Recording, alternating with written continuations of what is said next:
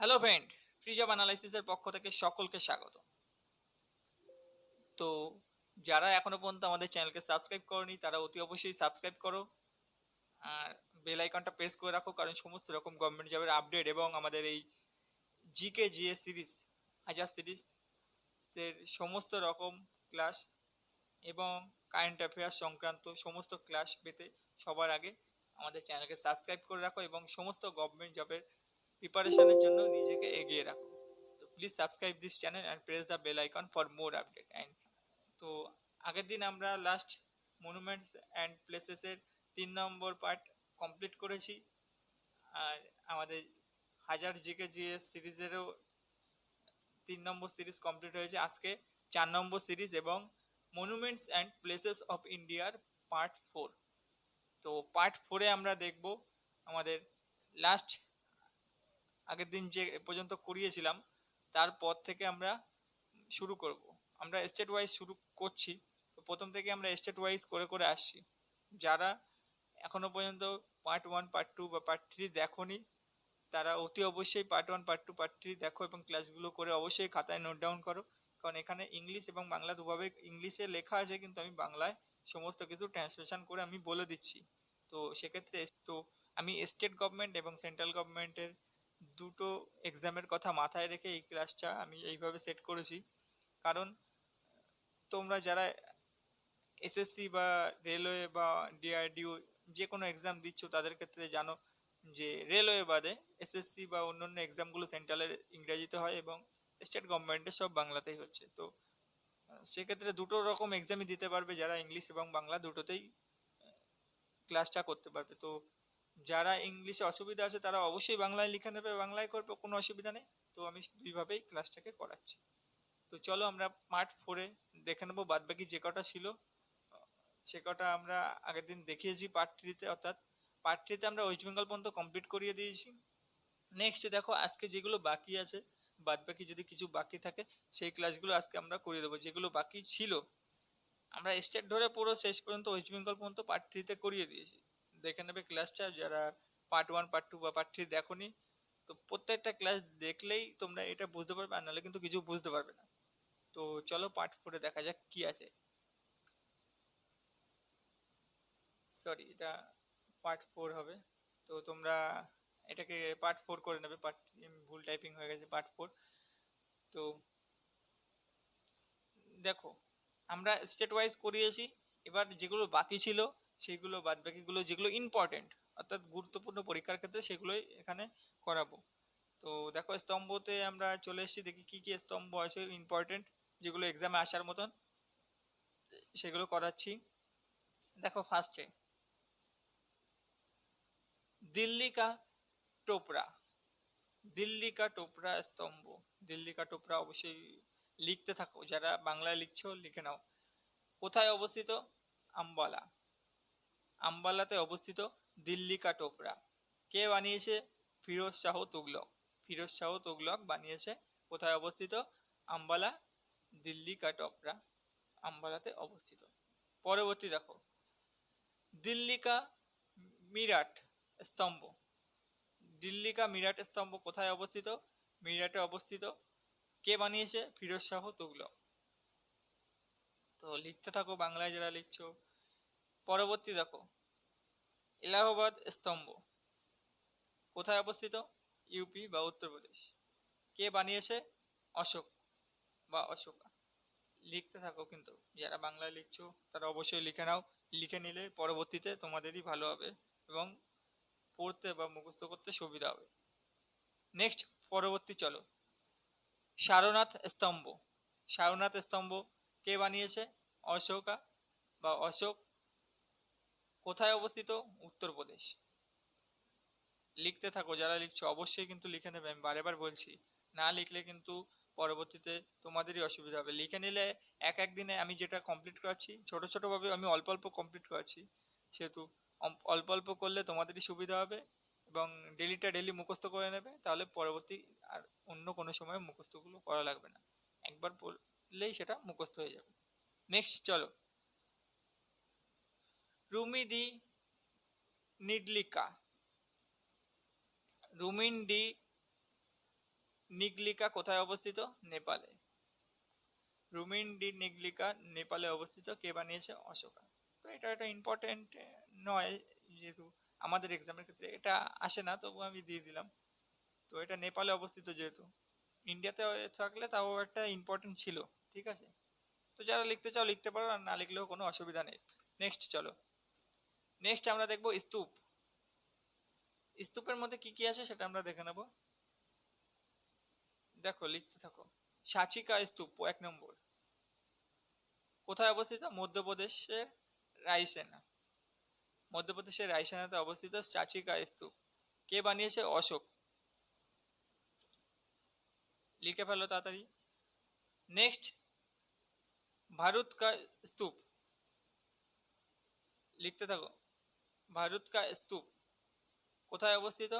মধ্যপ্রদেশের সাতনাতে অবস্থিত। কারা বানিয়েছে? এখানে নির্দিষ্ট কোনো ব্যক্তির নাম নেই, কিন্তু শুঙ্গ ডাইনেস্টিরা যখন, অর্থাৎ শুঙ্গ সম্রাটরা যখন রাজত্ব করতো তখনকার আমলে এটা বানানো। তো নির্দিষ্ট কোনো ব্যক্তির নাম নেই। শুঙ্গ ডাইনেস্টি তোমরা মাথায় রাখবে, বা মাথায় না রাখলেও হবে, এখানে কোথায় অবস্থিত সেটাই দেবে যদি এক্সামে দেয়। ঠিক আছে, মধ্যপ্রদেশের সাতনাতে অবস্থিত। নেক্সট, নাগার্জুনা কোন্ডা স্তূপ কোথায় অবস্থিত? অন্ধ্রপ্রদেশ। অন্ধ্রপ্রদেশের কোথায়? গন্টুর। অন্ধ্রপ্রদেশের গন্টুরে অবস্থিত নাগার্জুনা কোন্ডা স্তূপ। ঠিক আছে, তো অবশ্যই কিন্তু লিখে নাও, না লিখলে কিন্তু বারবার বলছি পরে কিছু মাথায় ঢুকবে না। পরবর্তী দেখো, অমরাবতী স্তূপ কোথায় অবস্থিত? অন্ধ্রপ্রদেশ। তো আমি এইভাবে করিয়েছি, তোমাদেরই সুবিধা হবে, কারণ আমি স্টেট ধরিয়ে করেছি। আগের ক্লাসগুলো না করলে বুঝতে পারবে না। যারা করনি অবশ্যই করো আগের ক্লাসগুলো। ডেসক্রিপশন বক্সে লিঙ্ক দেওয়া আছে, অবশ্যই গিয়ে ভিজিট করে ক্লাসগুলো করে নাও। তো আমি ডাইরেক্ট কোশ্চেনে যাইনি, কোশ্চেনে গেলে প্রচুর কোশ্চেন হবে। তো আমি স্টেটের নাম এবং কোথায় অবস্থিত স্তূপ বা মনুমেন্টস বা প্লেস যেগুলো আছে সেগুলো কোন জায়গাটায় অবস্থিত পাশাপাশি আমি লিখেছি, এই কারণে যে তোমরা একদম ধরে ধরে মুখস্থ করতে পারবে। পরীক্ষায় যে কোনো জায়গা থেকে কোশ্চেন দিলে তোমরা করতে পারবে। ধরো দিল সাচিকা স্তূপ কোথায় অবস্থিত? মধ্যপ্রদেশে, অ্যান্সার করে দিলে। বা সাচিকা স্তূপ কে বানিয়েছে? অশোক বানিয়েছে, অশোকের নামে টিক করে দিলে। কোশ্চেন এই দুই রকমেরই হবে, এছাড়া আর কোনো কোশ্চেন এখান থেকে হবে না। কে বানিয়েছে, কোথায় অবস্থিত, দুটো কোশ্চেন এখান থেকে হয়। ঠিক আছে, নেক্সট দেখো, সারনাথ স্তূপ কে বানিয়েছে? অশোক। কোথায় অবস্থিত? উত্তরপ্রদেশে। উত্তরপ্রদেশের বারাণসীতে অবস্থিত সারনাথ স্তূপ। ঠিক আছে, অবশ্যই কিন্তু লেখো, সারনাথ স্তূপ কোথায় অবস্থিত? উত্তরপ্রদেশের বারাণসী। উত্তরপ্রদেশের বারাণসী। নেক্সট দেখো, ভৈরথ স্তূপ। ভৈরথ স্তূপ কোথায় অবস্থিত? রাজস্থানের জয়পুরে। রাজস্থানের জয়পুরে অবস্থিত ভৈরথ স্তূপ। আর কে বানিয়েছে? অশোক। অবশ্যই মনে রাখবে, লিখে নাও। পরবর্তী দেখো, এবার আমরা আলোচনা করব কেভ নিয়ে, অর্থাৎ গুহা। কোন কোন গুহাগুলো আছে ইম্পর্টেন্ট সেগুলো নিয়ে আমরা আলোচনা করব। আমি যেরকম ভাবে লিখেছি এরকম ভাবে লিখলে তোমাদের সুবিধা হবে, গ্রুপ গ্রুপ করে। তো অবশ্যই যদি পারো এরকম ভাবে লিখবে, আর যার যেভাবে সুবিধা হবে তারা সেইভাবে নোট ডাউন করো, তাতে তোমাদের নিজেদেরই সুবিধা। ঠিক আছে, দেখো প্রথমেই আমি এক একটা আলাদা আলাদা করে দিয়েছি গুহা। এক একটা জায়গায় অনেকগুলো করে গুহা আছে, সেগুলোর আলাদা আলাদা নাম আছে। তো আমি এক একটা সেকশন অনুযায়ী আলোচনা করছি। ঠিক আছে, প্রথমটা দেখো, বরাবর কি মাউন্টেন কেভস, অর্থাৎ বরাবর কি মাউন্টেনের যে গুহাগুলো রয়েছে সেগুলো সম্বন্ধে বলবো। তো এই গুহাগুলো কোন সময়কারে তৈরি সেটা হলো মৌর্য ডাইনেস্টি বা অশোকার সময়কারে তৈরি। কোথায় অবস্থিত? বিহারের সুলতানপুর। অবশ্যই মনে রাখবে, এই বরাবর কি মাউন্টেন কেভস কোথায় অবস্থিত? বিহারের সুলতানপুরে অবস্থিত। কোন সময় এগুলোকে নির্মাণ বা তৈরি করা হয়েছে? মৌর্য ডাইনেস্টির সময় বা অশোকের সময়। দেখো, এর মধ্যেই রয়েছে লোকমাস ঋষি কেভ। ঠিক আছে, এই বরাবর কি মাউন্টেনের মধ্যেই কিন্তু এই চারটে মাউন্টেন কেভ রয়েছে। সরি, এই 4টে কেভ রয়েছে অর্থাৎ গুহা। এই বরাবর কি মাউন্টেনে অর্থাৎ বরাবরের যে পাহাড়ি গুহা রয়েছে, সেই বরাবরের পাহাড়ি গুহার মধ্যে এই 4টে গুহা কিন্তু রয়েছে। 4টে গুহার নাম কি? লোকমাস ঋষি কেভ, লিখতে থাকো। 1 নম্বর। 2 নম্বর সুদমা কেভ, SUDAMA বা দন্তস্বয়সু ড ময়াকারে মা, সুদমা কেভ। পরবর্তী কার চোপার কেভ, খয়াকার ডয়সিনোর, বা যারা বাংলা লিখছো তারা লেখো চোপার, চৌকার পয়াকার র, কেভ মানে গুহা, গয়সু হয়াকারে হা, গুহা। তো খার চোপার কেভ। পরবর্তী বিশ্ব খোপরি কেভ, বয়রসি তালিব শৈবয়, বিশ্ব খৌকার পর শিকারের খোপরি কয়কার ভ কেভ, সরি কেভ না গুহা, বিশ্ব খোপরি গুহা। ঠিক আছে, এই 4টে রয়েছে কোথায়? বরাবর কি মাউন্টেন কেভের মধ্যে। পরীক্ষা হয়তো এরকম দিয়ে দিল, বরাবর কি মাউন্টেন কেভস এর মধ্যে কোনটি অবস্থিত। ঠিক আছে, ধরো দিয়ে দিল সুদমা কেভ, আরো কতগুলো নাম দিয়ে দিল, অজন্তা ইলোরা নাম টাম দিয়ে দিল কিছু 4-5টা। তো তোমার তখন ঠিক করতে হবে কোনটা এই বরাবর কি মাউন্টেন কেভের মধ্যে অবস্থিত, সুদমা কেভ। ঠিক আছে, তো নেক্সট আমরা চলে আসবো নাগার্জুনা কি মাউন্টেন কেভস। ও এটা কোন সময় তৈরি? মৌর্য ডাইনেস্টি, অর্থাৎ মৌর্যরা যখন রাজত্ব করছিল সেই সময় তৈরি।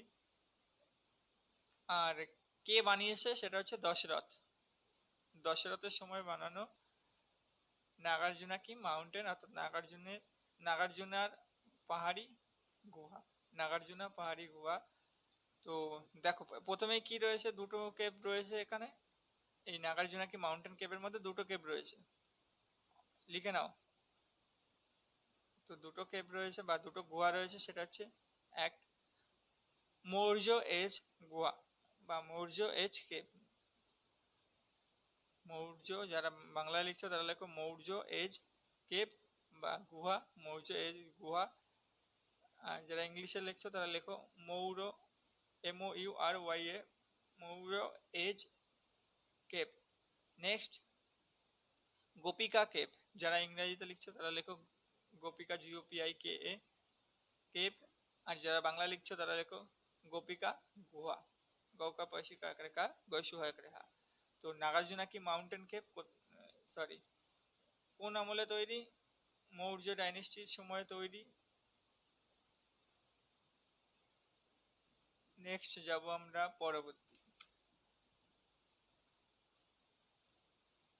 তো পরবর্তী, তো দেখো পরবর্তী কি আছে, কাপড়াকাদিয়া কেভস। কাপড়াকাদিয়া কেভস কোথায় অবস্থিত? জুনাগড়। জুনাগড় নাম শুনেছো, গুজরাটে অবস্থিত। তো গুজরাটের জুনাগড়ে অবস্থিত কাপড়াকাদিয়া কেভস। আর বাওয়া পিহারি কি কেভস, বাওয়া পিহারি কি কেভস কোথায় অবস্থিত? জুনাগড়ের, গুজরাটে। যারা বাংলা লিখছো লেখো বয়াকার ও অন্তঃস্থকারে আ, বাওয়া পিহারি কেভস। কোন সময় তৈরি? মৌর্য, অর্থাৎ মৌর্য সম্রাটদের বা মৌর্য সম্রাটরা যখন রাজত্ব করছিল সেই সময় তৈরি। কোনো নির্দিষ্ট ব্যক্তির নাম কিন্তু এখানে উল্লেখ করবে না, তো আর পরীক্ষায় দেবেও না নির্দিষ্ট ব্যক্তির নাম। নেক্সট দেখো ইলোরাকে কেভস, জানো যে অজন্তা ইলোরা। এবার আসছি আমরা পরপর। তো এটা গুরুত্বপূর্ণ, এক্সামে এই দুটোই বেশিরভাগ সময় দেয়। তো ইলোরাকি কেভ, টোটাল এর মধ্যে 30টা গুহা রয়েছে। ইলোরা যে গুহা রয়েছে অজন্তা ইলোরা, তো ইলোরার মধ্যে 30টা টোটাল গুহা রয়েছে। আর কোন সময়ে তৈরি? সেটা হচ্ছে রাষ্ট্রকূট আমলে এই ইলোরা গুহা তৈরি, কিন্তু অবশ্যই মনে রাখবে রাষ্ট্রকূট আমলে তৈরি। রাষ্ট্রকূট রুলাররা যখন রাজত্ব করছিল সেই সময় তৈরি। ঠিক আছে, কোথায় অবস্থিত? মহারাষ্ট্রের ঔরঙ্গাবাদ। অবশ্যই মনে রাখবে ইলোরা কেভস কোথায় অবস্থিত? মহারাষ্ট্রের ঔরঙ্গাবাদ। অজন্তা ইলোরা দুটোই মহারাষ্ট্রের ঔরঙ্গাবাদে অবস্থিত। পরীক্ষায় কিন্তু ভেরি ভেরি ইম্পর্টেন্ট এই দুটো, অজন্তা এবং ইলোরা।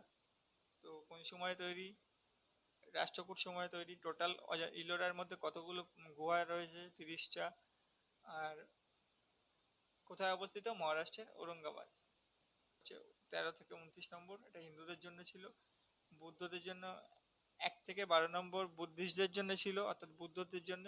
বৌদ্ধদের জন্য 13 থেকে 29 নম্বর হিন্দুদের জন্য, এবং 30 থেকে 40 জৈনদের জন্য ছিল।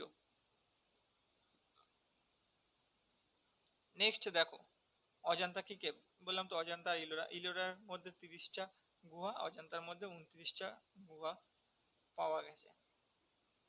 তো এই 29টা গুহা মিলিয়ে হচ্ছে অজন্তা গুহা, আর এই 30টা গুহা মিলিয়ে হচ্ছে ইলোরা গুহা। তো কোন সময় তৈরি? দুটোই রাষ্ট্রকূট সময় তৈরি। কোথায় অবস্থিত? ঔরঙ্গাবাদ। দুটো মনে রাখবে একই। নেক্সট দেখো, বাঘ কি কেভস, অর্থাৎ বাঘ গুহা চিত্র। এটা যে ভালো কিন্তু ইম্পর্টেন্ট, অজন্তা, ইলোরা, বাঘ।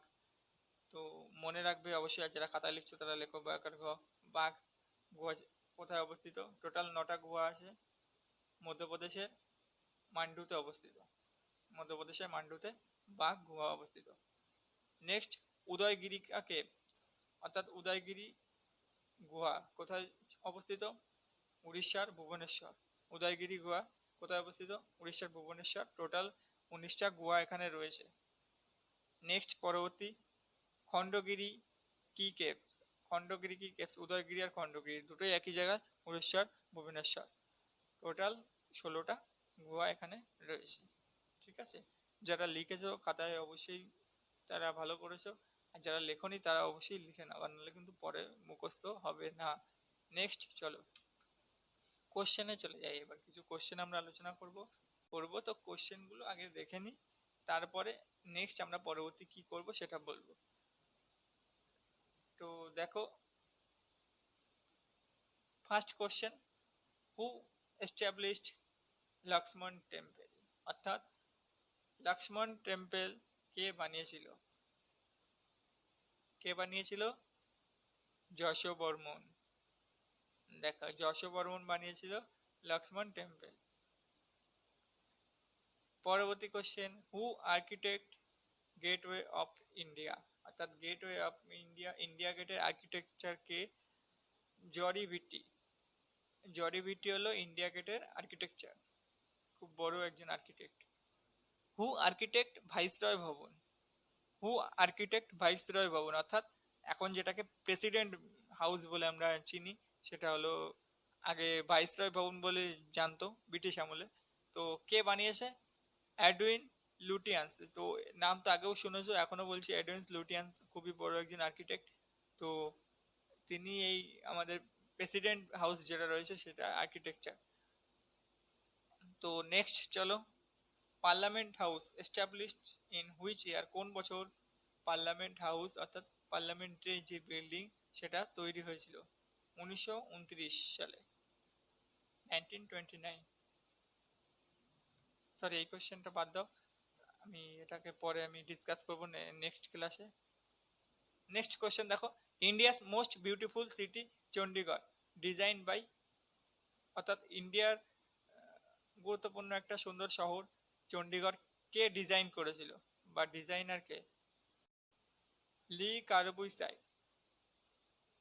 লিখে নাও যারা বাংলা লিখছো। নেক্সট, পরবর্তী, Amaravati city was design by, অর্থাৎ অমরাবতী সিটি কে ডিজাইন করেছিল?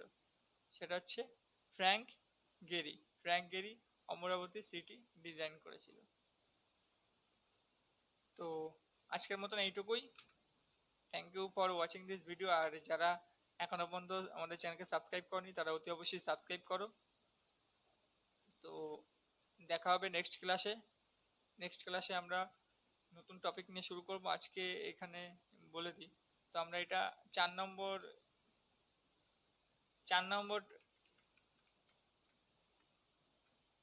পার্ট করেছি।